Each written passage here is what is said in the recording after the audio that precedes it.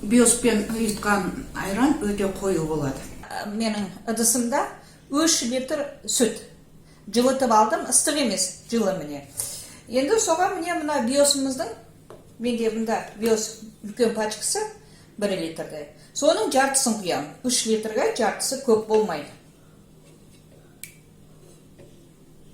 Енді бетін жауып, орап, қойып қоя.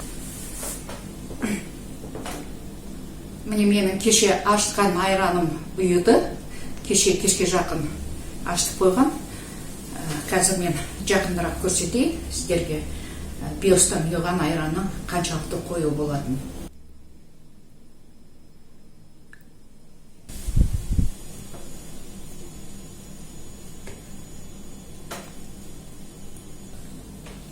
Биоспен ұйытқан айран өте қою болады. Жаңа мен сіздерге құйған кезде көрсеттім. Өте керемет ұйыды, қою бұл.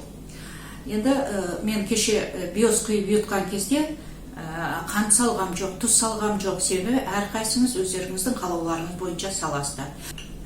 Мен варенье салып жүрем. Міне. Маленаның вареньесі бүгін салып отырған.